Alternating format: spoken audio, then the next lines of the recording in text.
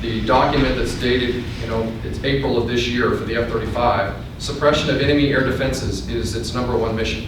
In other words, the training mission, the bulk of the training missions that those folks are doing is SEED, is what they call SEED, which means surface-to-air missiles, different assets that the enemy will have, the destruction of those assets to make the battlefield more permissible for all kinds of airplanes. It's a very important mission, but that's its primary mission. Then the next mission is deep strike, air interdiction.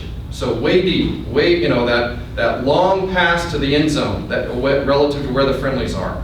That's its next primary mission. And then way down on the chain is close air support. Okay. I've heard there was 2 more.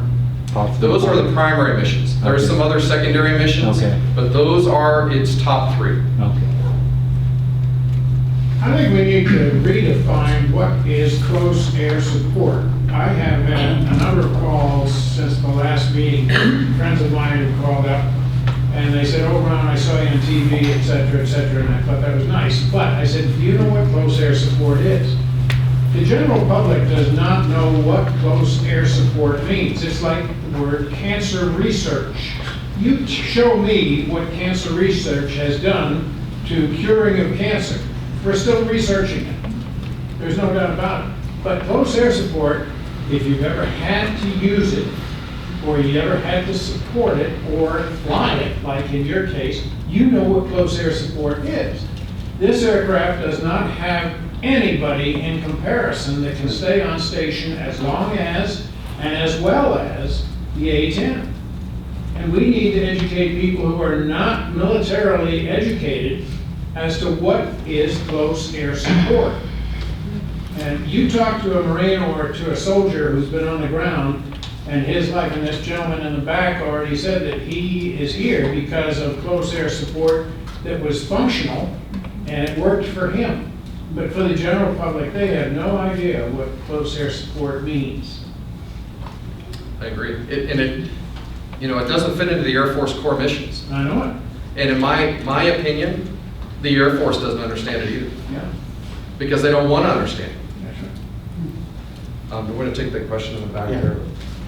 Well, this gentleman touched a bit on what I was going to ask. And do we know what the loiter time is versus the F-35 to the A-10 over a combat zone, hot zone? The F-35 is in test. Okay, they are in the infancy of test. We don't have the data right now to be able to definitively say that.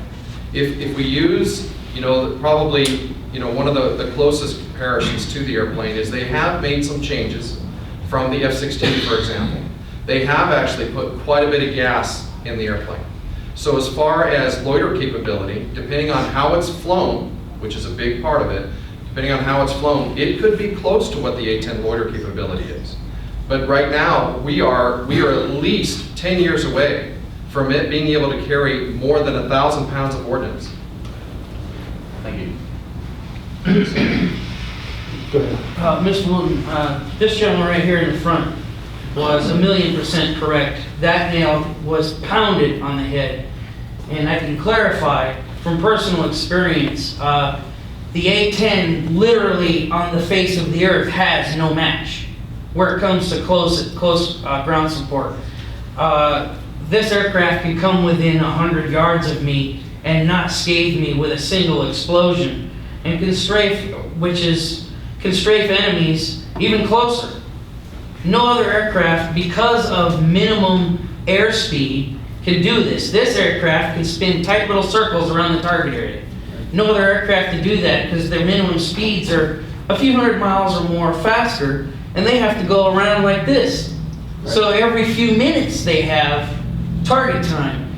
This aircraft can take target time every 10 to 20 seconds from what I've seen. Exactly. And that's why I'm alive.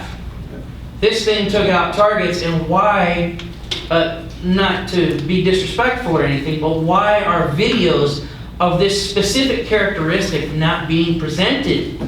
That's what needs to happen. People need to see how this works. The lawmakers have seen them. They know. I know. Yeah, I know. It seems almost hopeless. They have been, in Colonel Norris knows this better than I do, but they have been briefed ad nauseum about how wonderful this airplane is and why it's absolutely critical that we keep it. Yet there's still some folks that are against doing it. Fortunately, I will tell you that at least what I saw personally at the Senate Armed Services Committee, of all the senators that were asking the questions during the posturing hearing, every single one of them was against eliminating the A-10 at this time. And it's so important. Well, Mr. Wooten, if the people in power had any brains, I don't know about your personal knowledge on this particular aircraft, but if they had any brains, the F-35 and the Raptor would have been trashed and the YF-23 would have been the winner as far as clear performance and capability. This is whining and dining. That's what this is all about. Personally, I'm sick of it, and I hope when you get into office, the whining and dining will not be in your vocabulary. I'm chief.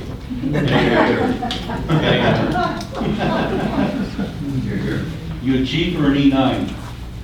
Do I even need to answer you?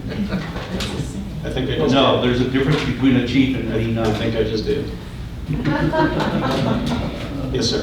One of the things that is a driving force with the F-35 is the fact that